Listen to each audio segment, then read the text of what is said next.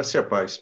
Em nosso curso básico de vida cristã, estamos no livro 7, Jesus Cristo, o Verbo que se fez carne. Capítulo 6, a morte de Cristo. Amados, no capítulo 5 foi tratado os seguintes assuntos. Tópico 1, Cristo teve parentesco humano.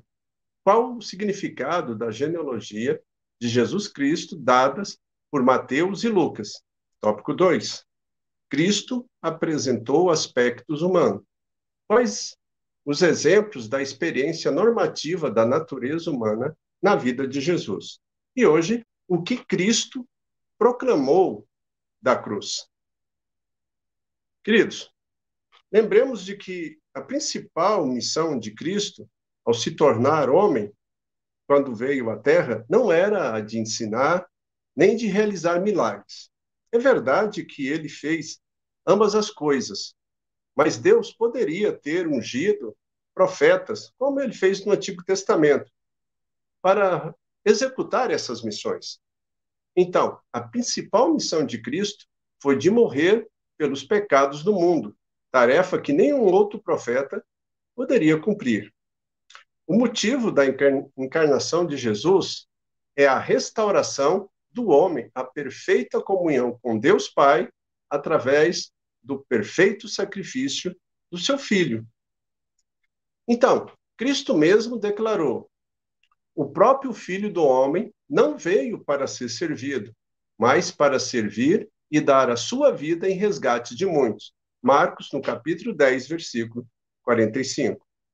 Observe, muitas vezes, no decorrer do seu ministério, Jesus Cristo vaticinou a sua própria morte, especialmente quando ele previu que a sua hora se aproximava. E seus discípulos, porém, pareciam não compreender nem a realidade e nem o significado da morte de seu mestre. Lá em Marcos, capítulo 9, versículo 31 e 32, diz: ensinava os seus discípulos e lhes dizia: o Filho do Homem será entregue nas mãos dos homens, e o matarão. Mas 3 dias depois de sua morte, ressuscitará. Eles, contudo, não compreendiam isto e temiam interrogá-lo. Então, observe, os próprios discípulos às vezes não entendiam e tinham a oportunidade de falar com o mestre para tirar toda e qualquer dúvida, mas temiam fazer isso. Mas e nós? Quantas vezes nós, às vezes, tememos nos aproximarmos de Deus e buscar refúgio e buscar conhecimento para nos fortalecer e nos fazer crescer, né? Então, comece a analisar esse versículo e trazer ele para a sua vida. Não tenha medo de se aproximar do seu Pai. Crucificado no Calvário, Jesus declarou o propósito da sua morte, tanto para os seus discípulos, como para todos que o viam e estavam ouvindo. Em primeiro lugar, ele falou de perdão. Lá em Lucas 23, no versículo 34, temos as suas palavras: Pai, perdoa-lhes, porque não sabem o que fazem. Então, observe, amados, por meio da sua morte, mesmo aqueles que zombavam dele, que cuspiam no seu rosto e que lhes cravavam as mãos e os pés, podiam obter perdão ali mesmo, se arrependessem, ou, se arrependidos, nele crescem como Senhor e seu Salvador. Amém? Em segundo lugar, Jesus, falando da cruz, prometeu o paraíso aos arrependidos. Observe, enquanto um dos malfeitores crucificados com ele zombava dele, o outro reconhecia a inocência e a divindade de Cristo e lhe disse: Jesus, lembra-te de mim quando vieres no teu reino. Lucas 23, 42. Ao que Cristo respondeu: em verdade te digo, que hoje estarás comigo no paraíso. Lucas 23, 43. A obra expiatória na cruz do Calvário proporciona a única entrada, amados, para os céus. Pois a Bíblia diz claramente que o pecado lá não pode entrar, ok? Em terceiro lugar, ouvimos as palavras angustiadas proferidas por Jesus após 3 horas de agonia na cruz. Deus meu, por que me desamparaste? Mateus 27, 46, a parte B. Então, Jesus, ao tomar os nossos pecados e iniquidades, sofreu a maior das angústias, pois sentia que o seu Pai lhe virara as costas por não admitir a presença do pecado em seu filho. A mensagem fica bem clara: o pecado não tem parte com Deus. Amém? Em quarto lugar, ouvimos as triunfantes palavras do Salvador agonizante. Está consumado. João 19, 30. Observe, queridos, essas palavras foram pronunciadas como declaração de vitória sobre o pecado. Sua missão tinha cumprido completamente. Tudo estava feito. A morte não conseguiu vencer o Senhor Jesus, pois ele se submetera voluntariamente a ela como servo de Deus, dizendo em alta voz, Lucas 23, 46, a parte B, Pai, nas tuas mãos entrego o meu espírito. Amém? Então, como ele já dissera aos seus discípulos anteriormente, lá em João, no capítulo 10, versículo 17 e 18, eu dou a minha vida para a reassumir. Ninguém a tire de mim. Pelo contrário, eu espontaneamente a dou. Tenho autoridade para entregar e também para reavê-la. Amém? Então, observe. Então, estamos falando de expiação. Mas o que é expiar? Expiar implica em cobrir as culpas mediante um sacrifício exigido. Ok? Então, quando havia ali o sacrifício de animais, o que se fazia era uma expiação, ou seja, estava cobrindo o pecado, tá? E não apagando o pecado. Esse apagar só foi com Cristo Jesus, só o sacrifício dele.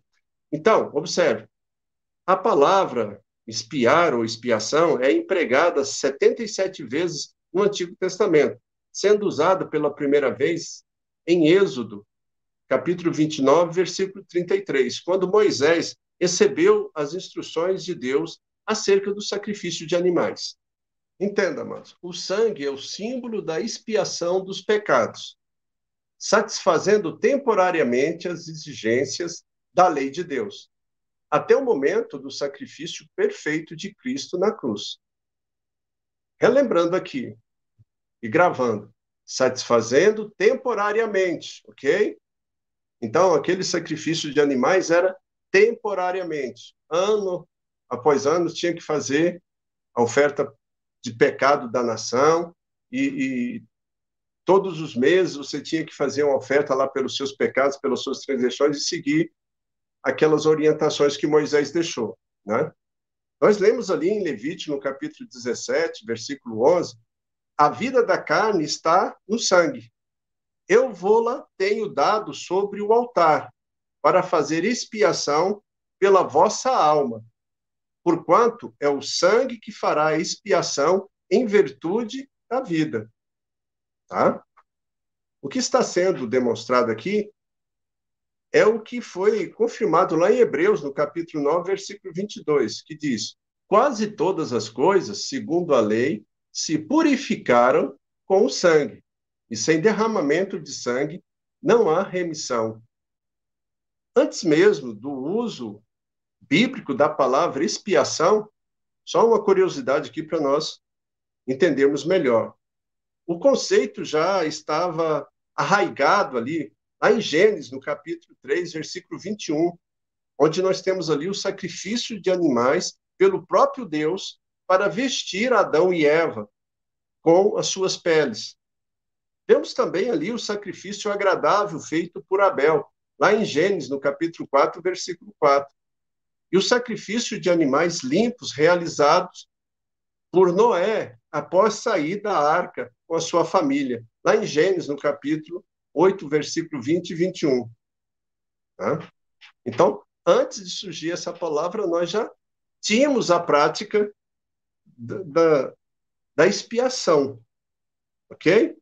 Vejamos agora lá em Isaías 53, versículos 6 e 7, a apresentação do sacrifício perfeito. Diz: todos nós andávamos desgarrados, como ovelhas, cada um se desviava pelo caminho, mas o Senhor fez cair sobre ele a iniquidade de nós todos. Ele foi oprimido e humilhado, mas não abriu a boca. Como cordeiro, foi levado ao matadouro, e como ovelha muda perante os seus tosqueadores.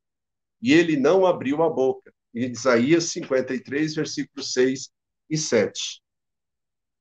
No versículo 10 ainda de Isaías 53, ele diz o seguinte: quando der ele a sua alma como oferta pelo pecado, né? Apenas confirmando. E no Novo Testamento, ali João Batista o chama de Cordeiro de Deus que tira o pecado do mundo.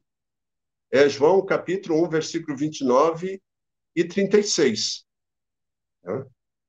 Estava se referindo aí à missão de Jesus, aquela missão expiatória. Né? Amém? Paulo declara aos Coríntios: aquele que não conheceu o pecado, ele o fez pecado por nós, para que nele fôssemos feitos justiça de Deus. 2 Coríntios, capítulo 5, versículo 21. E para nós encerrarmos, em Efésios, no capítulo 5, Paulo exorta: andai em amor, como também Cristo nos amou e se entregou a si mesmo por nós, como oferta e sacrifício a Deus em aroma suave. Amém? Mas observe, isso nos diz que Cristo, o perfeito Filho de Deus, que nunca cometeu pecado, de acordo com a vontade do Pai, tomou sobre si todas as nossas culpas, para que nós pudéssemos receber por intermédio dele a justiça de Deus. É o princípio da substituição. Como se essa fosse a nossa própria justiça. Esse ato de reconciliação agradou em tudo a Deus Pai, né? E nos levou de volta a termos comunhão com Deus, através da obra de Cristo Jesus. Amém? E na próxima aula, no capítulo 6, tópico 2, a cruz trouxe redenção, reconciliação e propiciação. Né? E vamos responder as seguintes questões. O que é redenção? Qual é a definição de reconciliação? Qual é a profundidade da revelação da propiciação? Amém? Que Deus nos abençoe nessa jornada, ok? Amados, então observe. Se você gostou, você deixa aí o seu like. Se você não gostou, você deixa ali os seus comentários, falando por que não gostou, para nós podermos estarmos melhorando essas aulas, né? E que nós possamos atingir o maior número de pessoas. Né? Se você tem alguma dúvida, alguma pergunta também, deixa ali nos comentários para nós podermos estarmos respondendo. Ok? Que Deus abençoe a todos e até a próxima aula, em nome de Jesus.